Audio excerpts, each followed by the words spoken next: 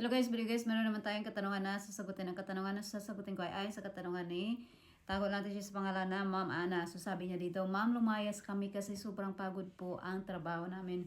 DH ang nakalagay sa kontrata namin pero pagdating dito Saudi, naging on-call cleaners na walang rest at kahit may sakit, trabaho pa din, sabi, pinablock raw kami. Okay ma'am, ganito kasi yun. Kung DH yung working permit nyo, yung employer nyo, kapag nagranaway kayo, pwede kayo nilang i-report. So kapag ni-report kayo ng employer nyo na missing kayo or nagranaway kayo, violation po kasi yan. Sabi dito, basahin ko ha. Consequences ng pag-run away. Consequences of running away as a domestic helper in Saudi Arabia. If you are a domestic helper in Saudi Arabia and leave your employer without permission, which is nag-run away kasi kayo, you are committing hurub.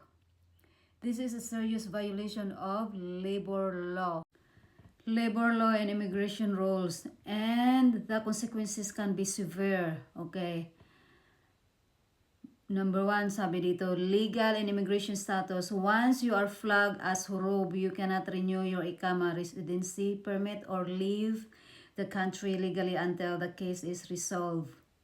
The Ministry of Human Resources and Social Development will investigate your case. If found, you may be deported. Ayan, guys, ito yung mangyayari kapag kayo ay nag-run away. So, ito kasi ito yung rules kasi ng employer o employer role. If your employer files a hurub report promptly, they are protected from liability from the day of the report.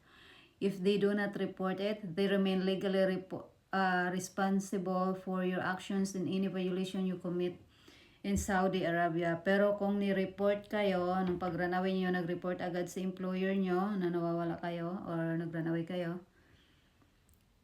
malaking sakit sa ulo kung hindi kayo dumiretso sa Philippine Embassy or OWA para humingi ng tulong.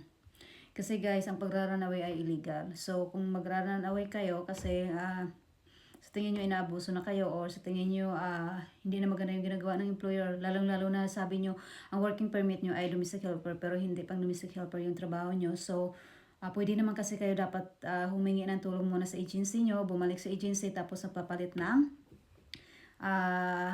magpapalit kayo ng ng employer or trabaho, ganun, ipilit dapat talaga. Kasi ito ang sabi dito, ang sabi dito, yung running away as a domestic helper in Saudi Arabia can result in loss of legal status, deportation. Pwede kayong ipa-report or pwede kayong, yung sabi nga siguro nila, ano naman sinabi dito na ipa-block, pwede kayong ipa-block. Sabi lang dito ay deportation. And employer liability. If you are flagged, the only legal way to resolve the situation is to either return to your employer. Pwede nyo pang ma-resolve yan kung nag-runaway kayo. Pwede kayong bumalik sa employer nyo or pwede kayong bumalik sa agency nyo guys. Tapos magpa-transfer kayo. Sabi dito, either return to your employer, transfer to a new one via Musand, or leave the country. Yan yung solusyon nyo. Kung ayaw nyo bumalik sa employer nyo or sa agency nyo, pwede kayong umalis sa bansa. Uwi na lang muna kayo or exit kayo sa ibang bansa, ganon. So anyway, yan lang. Sana nasagot yung katanungan nyo. Pero kung meron pa kayong ibang katanungan, just comment below.